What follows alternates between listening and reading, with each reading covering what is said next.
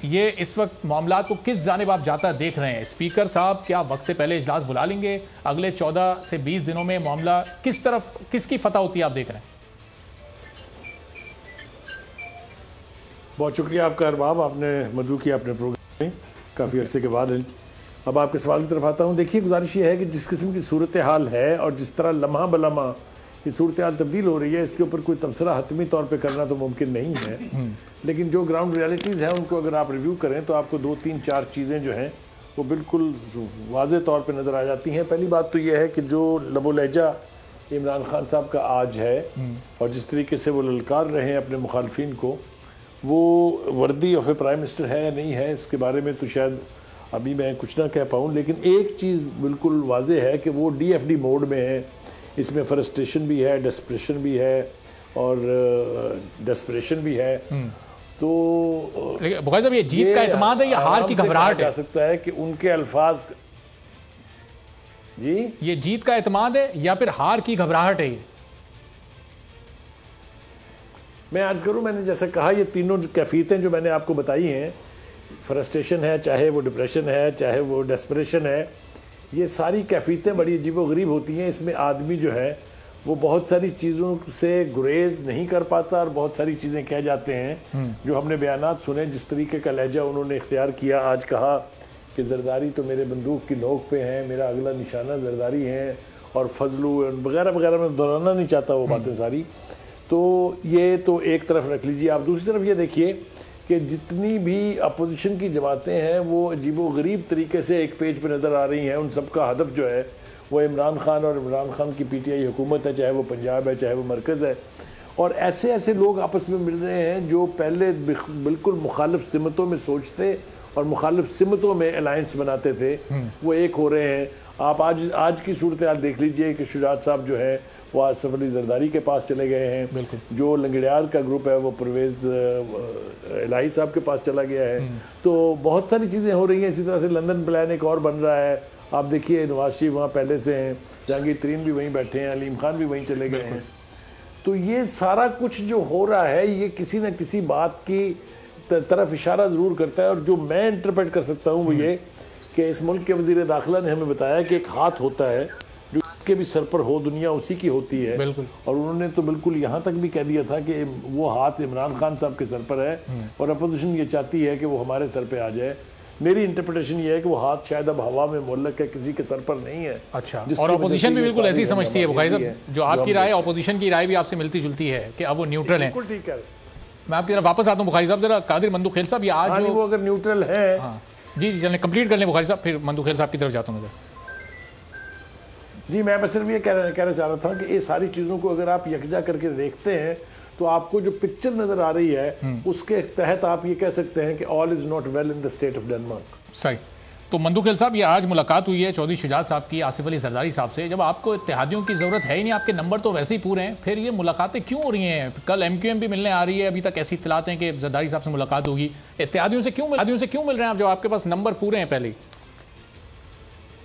हमें 10 वोटों की जरूरत है। 10 के बजाय अगर 30-40 बच जाए तो बुरा तो नहीं है ना। और फिर जिस क्या बात कर रहे हैं, हुकूमत के इत्यादी है, उनके वजीर है, वो कहते हैं हमने अब फैसला नहीं किया। मतलब तो क्लियर कट है कि हुकूमत के साथ नहीं चलना चाह रहे। जो हुकूमत की इत्यादी है उनके सरबराह पीर शाह पगाड़ा ने मुलाकात से इनकार कर दिया है। बात जो इनकी इत्यादी है मुलाकात से इनकार कर दिया है। आप तो कि इनके साथ कौन से इत्यादी ने हाथ खड़ा करके बताया कि हम आपके साथ हैं? कोई नहीं है। फिर उसके बाद जहांगीर तरीन साहब को ले लें, वो तो पहले से 7-6 महीने पहले थे और अलीम खान साहब तो उनके खासों खास थे।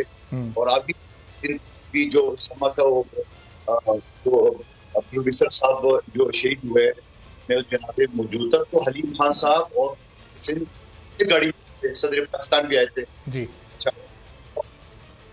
चले गए लंदन, आगे हो गए, एक तो गुरुदार हो गया, उसको भी छोड़िए। अभी पिछले हफ्ते परवेज खटक साहब ने बोला कि मेरे साथ भी 7 लोग हैं, वो भी बैठा। आप मुझे बता दें कि ये सारी सूरत में ये जाएगी। एक बात दूसरी बात, पाकिस्तान की 75 साल तारीख में आपको कोई भी प्राइम मिनिस्टर की कुर्सी पे शख्स बैठा हुआ आपने इस तरह की जबान सुनी कभी? सुनी तो हमने इनकी एज ए अपोजिशन के जो अच्छा मधुकर साहब, आपकी आवाज, हाँ माइक आपका शायद म्यूट हो गया, आपने माइक को अनम्यूट कर लिया, आपकी आवाज आते आते रुक गई है। एज ए प्राइम मिनिस्टर आप मुझे बताओ कि आपने कभी कि पाकिस्तान किसी प्राइम मिनिस्टर को ऐसी जबान सुना हुआ है? कहते आसिफ जरदारी मेरी बंदूक की नोक पे, आप आलिम दीन है, आप के खिलाफ हो सकता है मेरी मधुकर साहब, वो उसको उस बयान को सियासी तनाज़ुर में आप लें ना, वो सियासी तौर पे कह रहे होंगे कि अब ये निशाने पर है, मैं इनकी सियासत को दफन कर दूंगा। वो तो सियासी एतबार से बात कर रहे हैं ना, वो कोई जानी दुश्मनी थोड़ी है खुदा न खास्ता। पंखा बंद कर। अक्सर शख्स देखा होगा दीवार के नीचे बैठा रखे वो गुनगुनाता रखे नीचे होगा, साल दे रहा हूँ, ये नहीं करना है।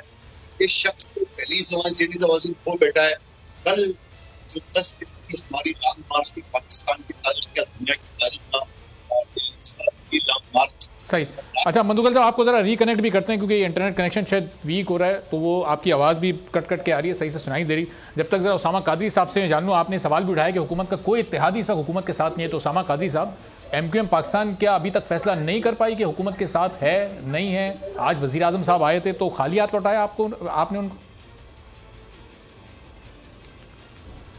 बहुत शुक्रिया अरबाब साहब। बिस्मिल्लाहिर्रहमानिर्रहीम।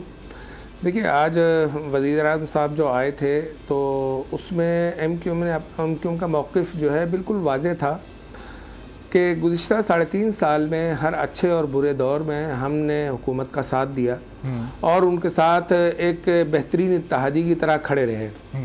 लेकिन इस वक्त जो सूरत हाल है उसमें उनके आने के बाद हमें अंदाज़ा था कि शायद वो उनके अंदर कोई एहसास शर्मिंदगी होगी या वो कोई इस मौजू पर बात करेंगे कि शायद वो वादे वईद जो उन्हें पूरे करना थे शायद वो उस अंदाज से ना कर पाए। लेकिन ना MQM ने कोई शिकवा किया और ना उन्होंने इस पर कोई अपना बयानिया जो है वो अवाम के सामने या MQM के सामने लेकर आए।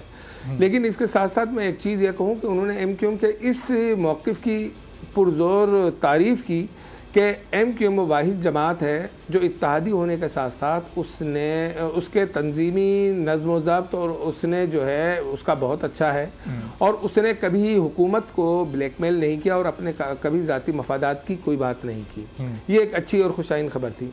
लेकिन जो इस वक्त सूरत हाल है अदम एतमाद के हवाले से, तो उस हवाले से ना उन्होंने कोई बात की, ना MQM ने कोई उसकी तस्दीक चाहिए या उस मामले पर कोई बात की। तो मैं समझता हूँ कि लेकिन ये बात आप लोगों ने कोई शिकवा नहीं किया उनसे, जब आप लोगों ने कोई शिकवा किया कल भी थी तो उन्हें तासुर मिला ना कि MQM को हमसे कोई शिकायत नहीं और MQM तो हमारे साथ ही है। आपकी उस मुलाकात के खत्म होते ही शाह महमूद कुरैशी साहब जो उस मुलाकात में मौजूद भी थे, उन्होंने कहा कि MQM ने तो हमें अपनी भरपूर हिमायत का यकीन दिलाया और MQM बिल्कुल हमारे साथ है। तो उन्होंने तासुर लिया आपकी शिकायत या शिकवा ना करने से कि आप उनके साथ ही हैं।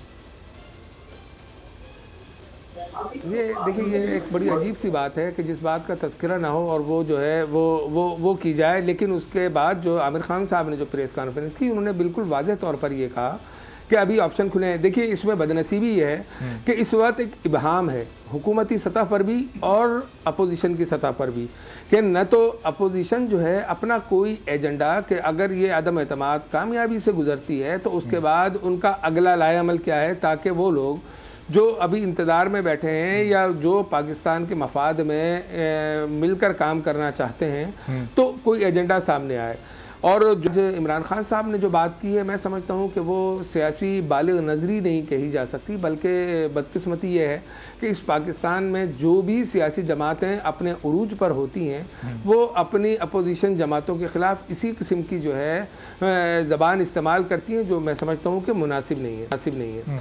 और जहाँ तक आज का ये ताल्लुक़ है तो MQM का बिल्कुल वादे मौक़िफ़ है कि हमने जो है अभी कोई फ़ैसला नहीं किया। हम भी देख रहे हैं कि हम अपने आवाम को, अपने वोटर को, अपने शहरों को कि हमने क्या फ़ैसला करना है, क्योंकि इस इबहाम की सूरत में ये मुमकिन नहीं है कि MQM कोई ऐसा फ़ैसला अपना सुना दे कि जो बाद में उसको अवामी तवज्जो से हटकर जो है उसको हटकर हो और उससे पजीराई ना मिले।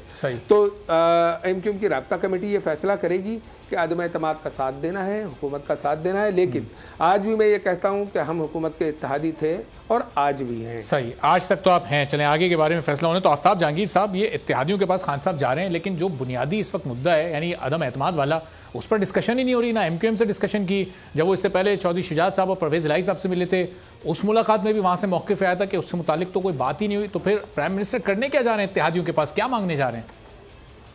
अच्छा देखिए, पहली बात तो ये अरबाब कि आपने मुझे अपने प्रोग्राम में मौका दिया। मेरे तीनों चारों दोस्तों को मेरा सलाम। देखिए बात ये है कि ये यकीनन जब आप किसी मैच के अंदर शामिल होते हैं, इस वक्त एक कश्मकश की सूरत हाल है, तो उसमें यकीनन हर आदमी की ये ख्वाहिश होती है। बादराबाद की भी ये ख्वाहिश थी कि जी प्राइम मिनिस्टर साहब हमारे पास चल कर आए ताकि हमारी कद भी बड़ा हो जाए। परवेज इलाही साहब की भी ये ख्वाहिश थी, चौधरी शेख बरादरान की, कि हमारे पास आए है। इसी तरह हम भी चाहते हैं, जैसे हम MNAs हैं, हम भी चाहते हैं कि प्राइम मिनिस्टर साहब हमसे भी मुलाकात करें, है, हमारी भी बात को सुने। तो ये होता है, इसमें कोई वो ऐसी वो बात नहीं है शर्मिंदगी की, या इसमें कोई नीचापन नहीं है, या कोई। जब आप कई अलायंस से आप एक दूसरे के साथ मिले हुए तो किसी के पास आने जाने में कोई एतराज नहीं है। लेकिन अच्छी बात ये है कि ये दोनों हम MQM भी ये कह रही है, काफ लीग भी ये कहती है कि हमने इस मौजू पे कोई गुफ्तगू नहीं की। यकीनन इसलिए नहीं की कि जरूरत महसूस नहीं की। हाँ, लेकिन ये यकीनन इनकी एक इंडिपेंडेंट पार्टी है, ये एक अपना एक मैनिफेस्टो रखते हैं, अपनी एक सोच रखते हैं।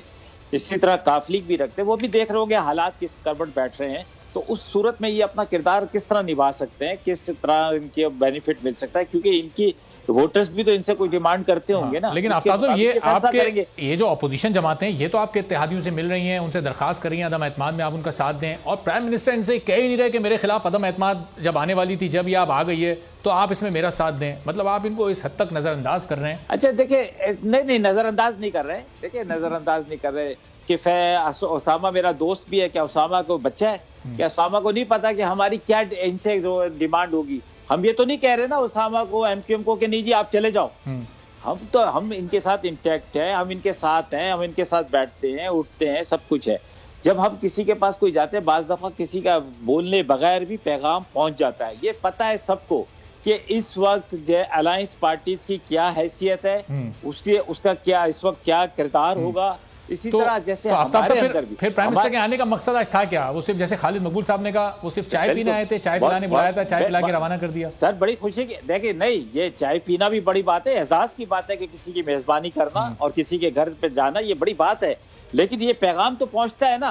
देखिए बाज दफा पैगाम पहुंचता है कि जी आप वो प्राइम मिनिस्टर क्यों गए, प्राइम मिनिस्टर पहले क्यों नहीं गए, अब क्यों गए, ये सारे पैगाम है। ये तो आप जब आए थे कराची, 1-1.5 मिनट की मुलाकात अपने नाराज अरकान से भी कर लेते। आमिर लियाकत साहब के आज आपने 3-4 ट्वीट्स देखे, उसमें कितना गुस्सा, कितनी नाराजगी, खान साहब को डायरेक्ट टैग भी कर रहे हैं, इस वक्त स्क्रीन पे भी चला रहे हैं। अच्छा देखिए बात ये है कि मैं आमिर भाई के बारे में क्या बात करूं, आपसे मेरे से ज्यादा बेहतर जानते हैं। बोल के वो हिस्सेदार हैं, वो बोल के अंदर प्रोग्राम करते हैं, उनके पता है सारा कुछ आमिर भाई को। लेकिन आपकी पार्टी के MNA वो, आपके टिकट पर वो MNA मुंतखब, लेकिन मेरे टिकट पर MNA मुंतखब हुए हैं, मैं भी MNA हूँ। मैंने तो कभी कोई डिमांड नहीं की। मैं तो जो अपने वर्कर्स के लिए, मेरे अपने हल्के के लिए जो मेरे मुतालबात होते हैं वो मैं खुल के बयान करता हूँ। या उसामा को पता है मैं जो बात करता हूँ खुल के करता हूँ। मैं नहीं, ये मुझे नहीं आती कि जी मुझे मिनिस्ट्री नहीं मिली या मुझे मजहबी उमूर नहीं मिला, मुझे ये नहीं मिला, ये नहीं। जो पार्टी का फैसला है, पार्टी का डिसिप्लिन जो कहता है उस पर अमल करना चाहिए। आपको या तो आना ही चाहिए पार्टी के अंदर। आने से पहले कहते हैं कि जी मैं आज शर्त कर रहा हूं कि मैं जीतूंगा, मेरी एक बहुत बड़ी ताकत है। हुकूमत अपने अंदर इस वक्त पूरा एतमाद है कि इस अदम एतमाद। सब्सक्राइब करें और बेल दबाएं ताकि कोई खबर रह न जाए।